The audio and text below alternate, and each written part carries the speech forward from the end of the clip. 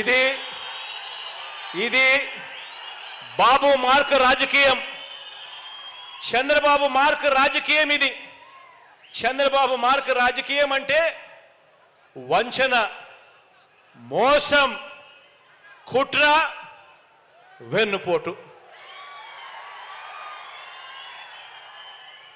కుప్పం ప్రజలకు కూడా మంచి చేశానని చెప్పే పరిస్థితి లేకపోవటం బాబు మార్కు రాజకీయం అయితే, కుప్పంలో గత ఎన్నికల్లో కుప్పం ప్రజలకు కూడా ఫలానా మంచి చేశాను అని చెప్పుకోలేకపోవడం బాబు మార్కు రాజకీయం అయితే, కుప్పంలో గత ఎన్నికల్లో బాబు మీద గెలవలేకపోయినా కూడా మీలో ఒకరిని బలహీన వర్గాల ప్రతినిధిగా భరత్ను ఎమ్మెల్సీగా చేసి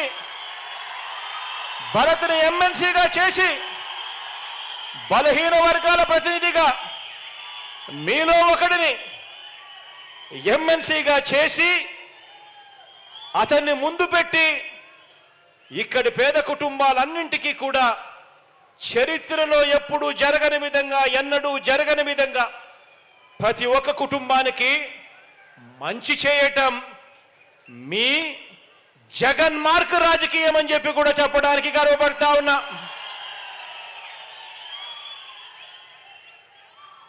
భరత్ను మన బలహీన వర్గాలకు చెందిన నాయకుడిని, మీ వాడిని ప్రతినిధిగా చేసి ఆయన 2019లో గెలవలేకపోయినా కూడా ఎమ్మెల్సీగా చేసి కుప్పానికి ఈ 5 సంవత్సరాలలో ఇంత మంచి చేశాం.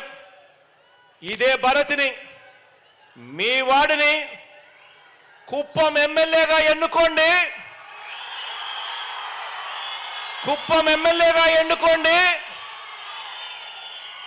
నా కేబినెట్ లో మంత్రిగా స్థానం ఇస్తాను. నా గుండెల్లో పెట్టుకుంటాను. తన ద్వారా కుప్పం నియోజకవర్గానికి మరింత అభివృద్ధి, మరింత సంక్షేమం చేయిస్తాను అని చెప్పి కూడా ఈ సందర్భంగా మాటిస్తున్నాను మీ అందరికీ. ఆలోచన చేయమని అడుగుతా ఉన్నాను. మరి ఏ మార్క్ రాజకీయం కావాలి? ప్రతి ఒక్కరిని కూడా ఆలోచన చేయమని కోరుతా ఉన్నాను. ప్రజల గురించి ఆలోచన చేసే, పేదవాడి గురించి ఆలోచన చేసే, పేదవాడి భవిష్యత్ గురించి ఆలోచన చేసే మీ బిడ్డ మార్క్ రాజకీయం కావాలా?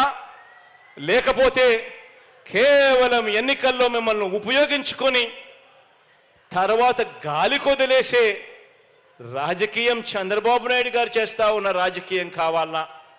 అందరూ కూడా ఆలోచన చేయండి. ఇదే పెద్ద మనిషి చంద్రబాబు నాయుడు గారు 14 సంవత్సరాలు ముఖ్యమంత్రి అయి కూడా తాను చేసింది ఏమిటి అంటే ఒక పెద్ద సున్నా కనిపిస్తుంది.